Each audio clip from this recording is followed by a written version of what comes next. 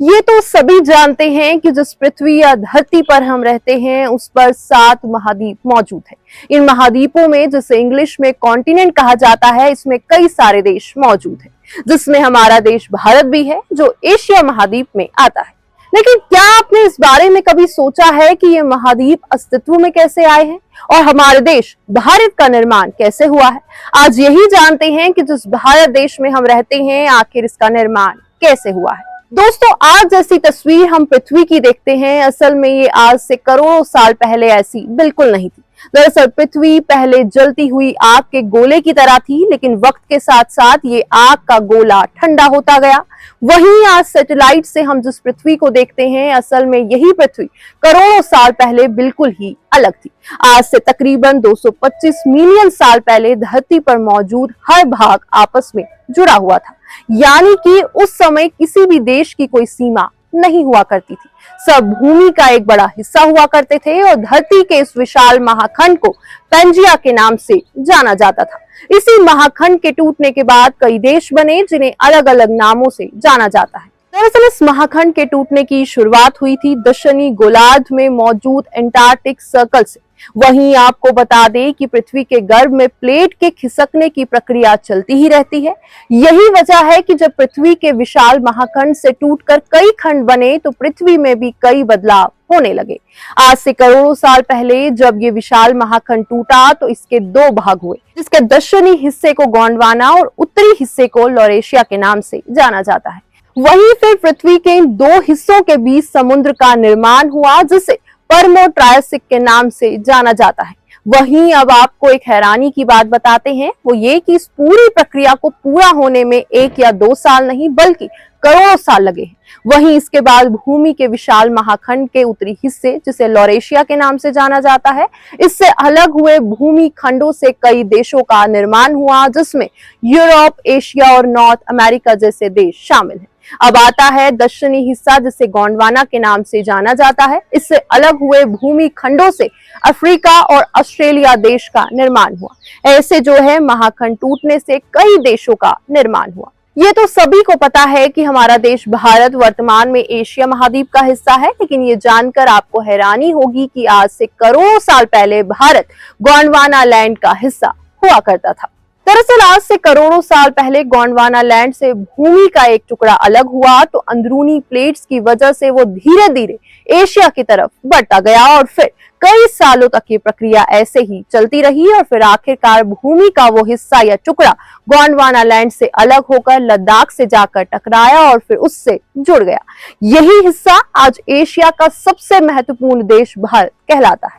वहीं आपको ये भी बता दें कि जब भी भूमि के 2 टुकड़ों का टकराव होता है, तो जो भारी प्लेट होती है वो नीचे की तरफ चले जाती है और जो हल्की प्लेट होती है वो ऊपर की तरफ चले जाती है। वहीं फिर जब गोंडवाना लैंड से अलग होकर भारत लद्दाख की भूमि से टकराया, तो इसी से विशाल पहाड़, हिमालय और माउंट एवरेस्ट, जो कि दुनिया का सबसे ऊंचा पर्वत है, उसका निर्माण हुआ। आज ये सब चीजें पर्यटकों के मुख्य केंद्र हैं। वहीं आप में से कई लोग ये सोच रहे होंगे कि धरती को अपनी रूपरेखा बदलने में कुछ ही समय लगा होगा, बस 3 या 4 साल। अगर आप ऐसा ही सोच रहे हैं तो आप बिल्कुल गलत सोच रहे हैं। धरती को यह आकार लेने में कई करोड़ों साल का वक्त लगा है। साथ ही आपको बता दें कि भारत की भारी प्लेट लगातार हिमालय की ओर दबने लगी है।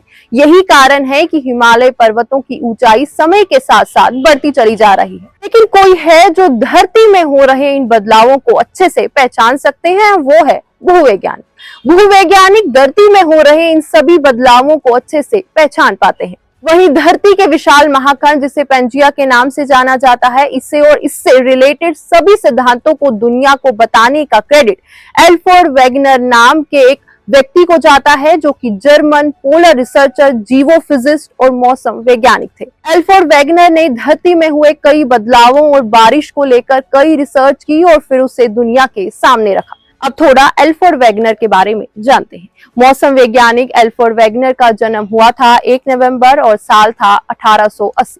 इनका जन्म जर्मनी के बर्लिन में हुआ था। ये वो शख्स थे जिन्होंने सबको ये बताया था कि धरती पहले विशाल महाखंड हुआ करती थी, जो फिर वक्त के साथ साथ बदलती चली गई। इनका ये कहना था कि अगर आज भी धरती के तमाम टुकड़ों को एक साथ फिर से जोड़ दिया जाए, तो एक बार फिर विशाल महाखंड तैयार हो जाएगा, जिसे पेंजिया कहा जाता है।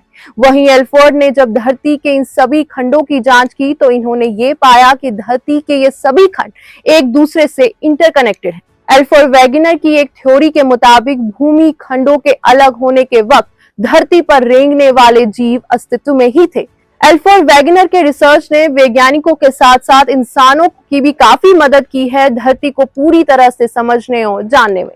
लेकिन अब समय के साथ साथ धरती में कई सारे बदलाव हो रहे हैं। आज के समय में कई देशों का निर्माण हुआ है, लेकिन ये बात बेहद ही हैरानी वाली है कि आज से करोड़ों साल पहले धरती में भूमि का सिर्फ एक ही हिस्सा हुआ करता था। वहीं धरती जो है वो शुरुआत से ही लगातार बदलती आ रही है और धरती में हो रहे इस बदलाव की प्रक्रिया को पूरा होने में करोड़ों साल का समय लग जाता है।